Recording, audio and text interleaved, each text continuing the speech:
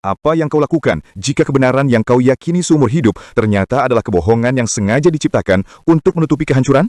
Apa yang kau lakukan? Aku dilahirkan dari keluarga dan lingkungan yang sangat religius, hingga pendidikan yang kujalani pun sudah sangat kental berwarna agama sejak jenjang pertama. Sepanjang hidupku, aku tak pernah merasakan adanya manfaat langsung, baik berupa kehormatan, apalagi materi. Justru sebaliknya, baru kusadari kini bahwa banyak kesempatan emas yang terlewatkan begitu saja, hanya karena aku merasa atau dianggap santri atau sebutan-sebutan lain yang bernuansa agama. Dan sepanjang hidupku, aku selalu ditakut-takuti oleh hukum haram yang ditanamkan sejak kecil serta pedihnya siksa neraka. Aku ditakdirkan masih hidup hingga era digital yang semakin maju, di mana fakta-fakta nyata sudah tak lagi mampu ditutupi oleh kokohnya tembok tabu dan dogma.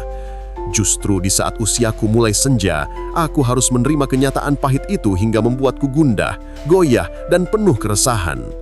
Apa yang sudah kuyakini sejak kecil mulai runtuh.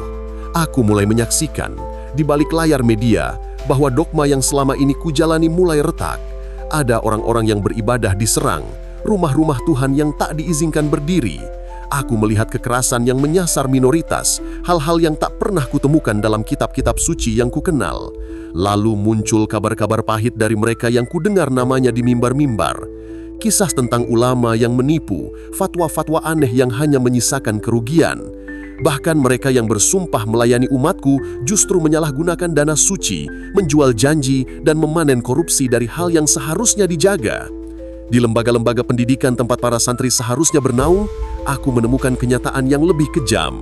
Pelecehan, perundungan, dan penghancuran masa depan terjadi di balik topeng suci. Sementara dana hibah yang seharusnya digunakan untuk pendidikan umat disalahgunakan. Ternyata yang paling jahat bisa bersembunyi di balik sebutan-sebutan yang paling mulia.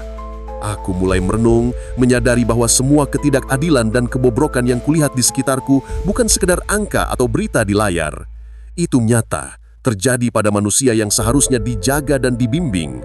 Setiap pelecehan, manipulasi, dan penyalahgunaan kekuasaan bukan hanya merusak individu, tetapi juga menodai makna agama yang sejatinya menuntun pada kebaikan dan ketentraman sosial. Aku tak bisa lagi menutup mata terhadap kenyataan pahit ini.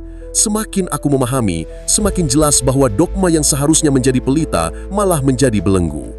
Fanatisme yang dibangun di atas ketidaktahuan umat menutupi kesalahan oknum, sementara masyarakat yang terdidik pun sering tak mampu menilai mana yang benar dan mana yang semata kepentingan pribadi atau kelompok.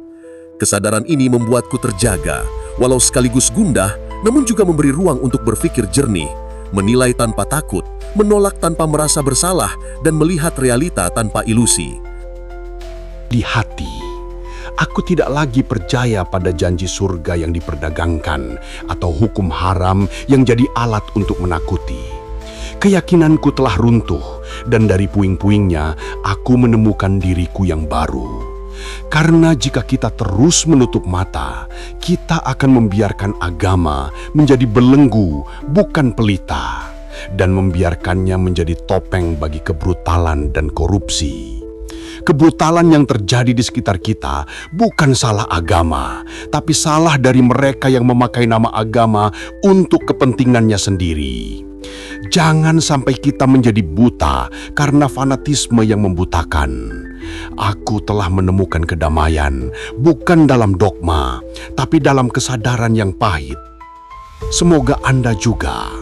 Terima kasih sudah mau menyimak hingga titik ini. Jika Bapak Ibu merasa bahwa narasi video ini relevan atau bisa mewakili perasaan Anda, jangan ragu untuk menekan suka, subscribe, dan tinggalkan jejak di kolom komentar sebagai tanda bahwa kita sudah ada di ruang yang sama. Terima kasih.